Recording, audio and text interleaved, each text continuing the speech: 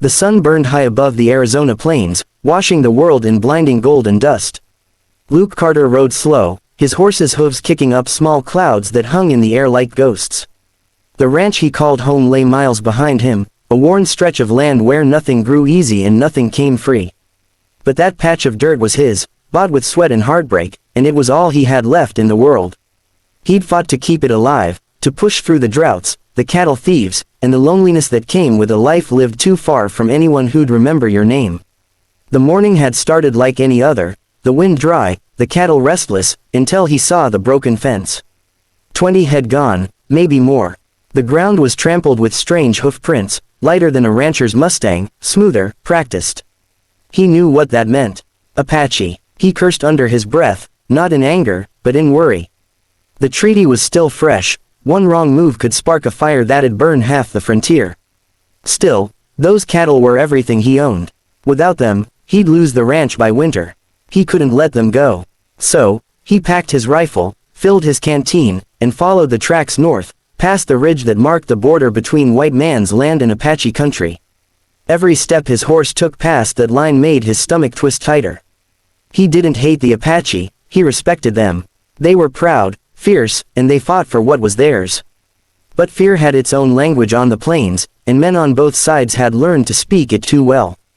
By noon, the sun was merciless.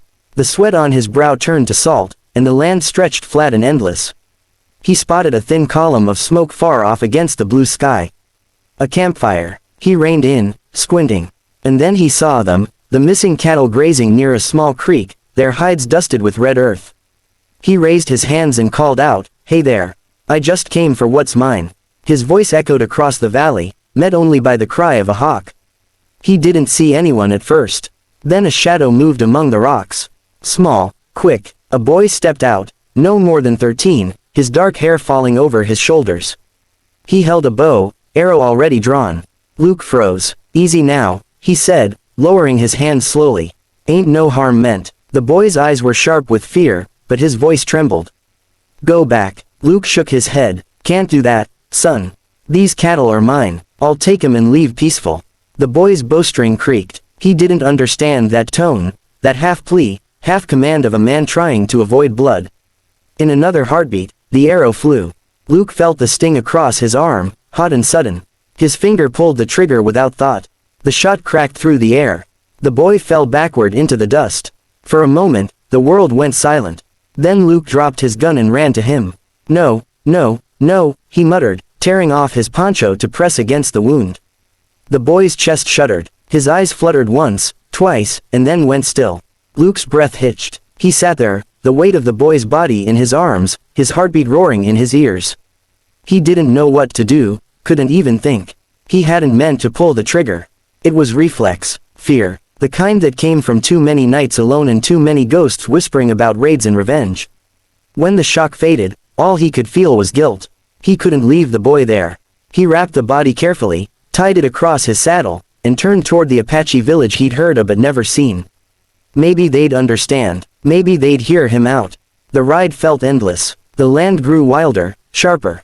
Red rocks rose like broken teeth from the earth. By the time he saw the first smoke from the Apache camp, the sun was sinking low and heavy. He slowed his horse, raised one hand, and called out again. "I bring back your son." But before his words could fade, the sound of hooves thundered from the ridges. Dozens of warriors appeared, faces painted red and black, spears glinting in the dying light. Luke's heart sank. He'd come to make peace, but they only saw the blood on his hands. They surrounded him in silence. One stepped forward, eyes cold as obsidian. Luke recognized him from stories, Chief Nanton, a leader known for both wisdom and wrath. Nanton's gaze dropped to the small form tied to the saddle. His expression didn't change, but the air itself seemed to grow heavier. He spoke in a low voice that trembled with power. "You killed my son." Luke swallowed hard. "It was an accident. He fired first. I didn't mean to." Before he could finish, a warrior struck him across the face with the butt of a spear. Luke hit the ground hard, tasting blood. They tore his hat away, bound his hands, and dragged him toward the village. Every step through that place felt like walking through judgment. Women wept, children stared, men shouted words he didn't understand, but he didn't need to. He knew what they meant. They threw him into a hut and left 2 guards outside. His arm throbbed where the arrow had grazed him, and his mouth felt full of dust. Hours passed. He could hear drums in the distance, the slow rhythm of mourning. Somewhere beyond, they were preparing the boy for burial. Luke pressed his head to his knees, whispering, "I didn't mean to. God help me, I didn't mean to." But no one was listening. Not out there, not up above. When the door finally opened, moonlight spilled in, and with it, a woman. She carried a small clay bowl of water, her movements quiet and sure.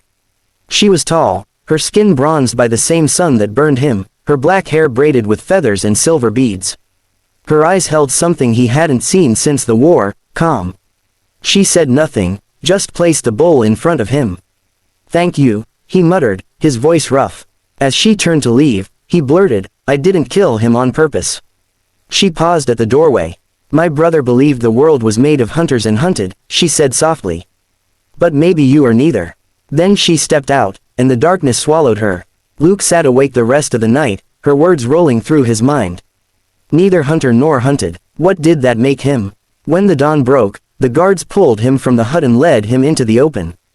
The tribe had gathered in a wide circle beneath the cliffs. Fires burned low, smoke curling into the morning sky. The chief stood at the center, his face like stone. Beside him, the boy's mother wept quietly, clutching a small blanket. The people watched in silence as Luke was brought forward. The chief raised his spear. "This man killed blood of mine," he said. "The law of the Apache is clear." Luke's heart pounded. He didn't beg, didn't fight. He just looked up at the blazing sun and whispered, "If I gotta go, make it quick." The chief took a step closer, the spear lifting higher.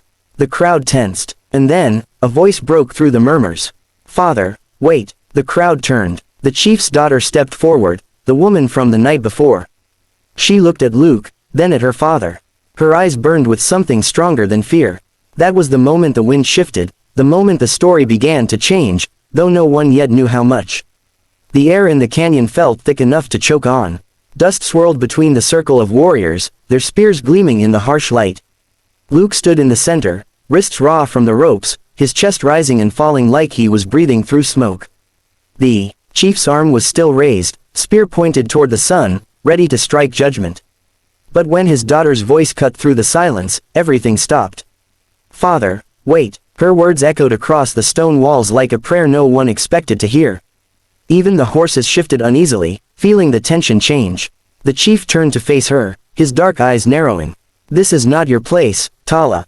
She stepped forward anyway, her braid brushing against her shoulder, her chin lifted high. "It is my place when it concerns truth," she said. Her voice didn't tremble. "I followed the tracks last night. I saw what happened." A wave of murmurs swept through the crowd.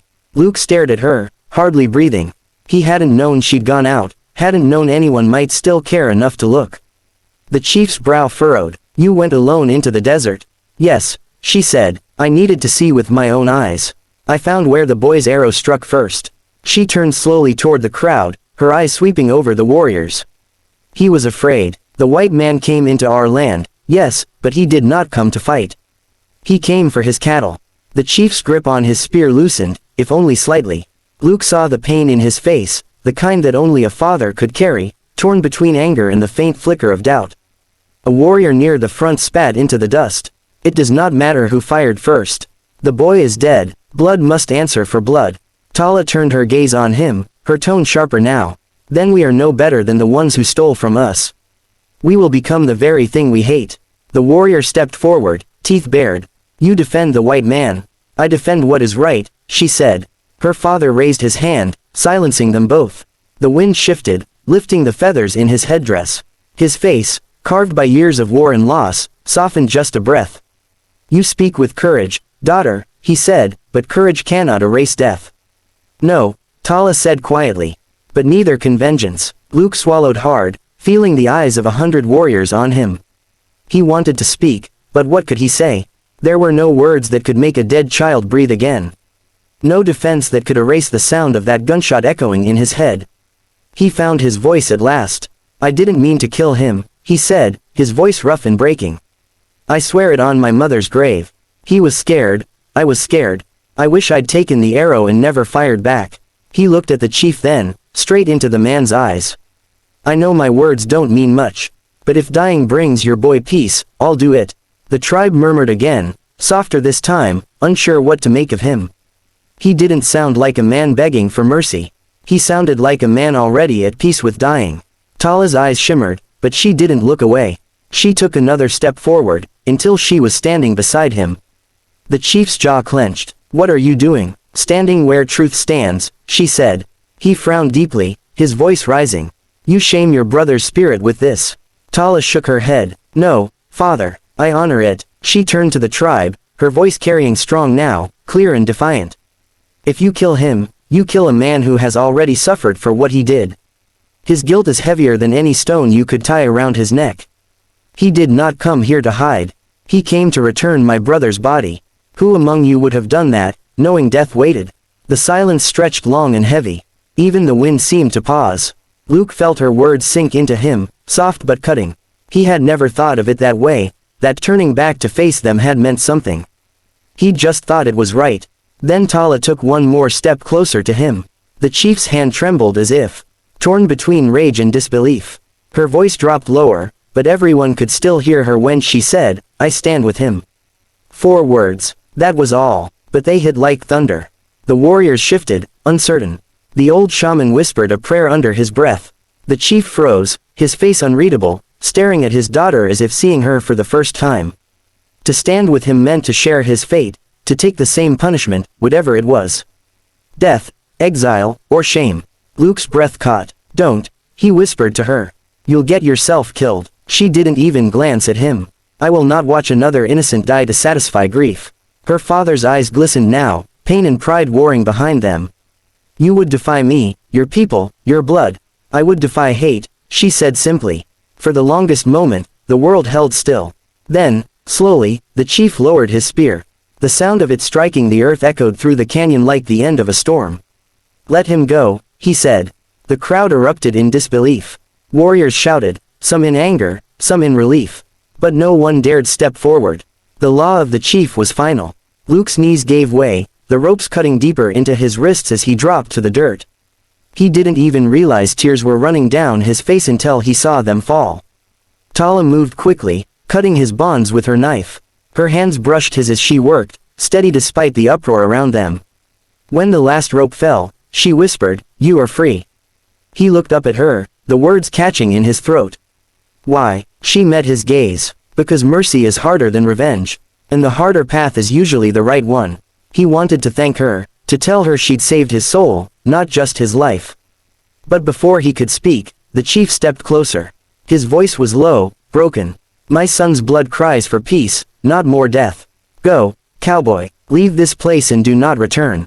But remember, the life you carry now is not your own. It was given back to you. Luke nodded slowly. I'll remember. The warriors parted as he mounted his horse. No one spoke. Only Tala watched him ride away, her face calm but her eyes full of something he couldn't name, sorrow, maybe, or hope. He rode for hours, the setting sun painting the land in fire and shadow. Each mile felt heavier, like the land itself was pressing the memory of what had happened into his bones. He didn't know if he deserved to live, but he knew he'd spend the rest of his life trying to. Weeks passed before the nightmares began to fade. He rebuilt the fence, tended the herd, and worked the soil until his hands bled. But every time the wind blew from the canyon, he could almost hear her voice, steady, fearless, saying those 4 words again. He thought he'd never see her again. But one spring morning, he looked up from the corral and saw a lone rider approaching. The sun glinted off a silver bead in her braid. Tala. She dismounted with quiet grace, her moccasins stirring the dust. You've rebuilt, she said softly.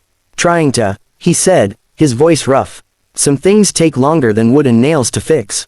Her smile was faint but real. My father speaks of you now with peace in his voice. That is rare. I owe that peace to you, Luke said. She looked toward the horizon, where the sky met the hills. No, you owe it to truth.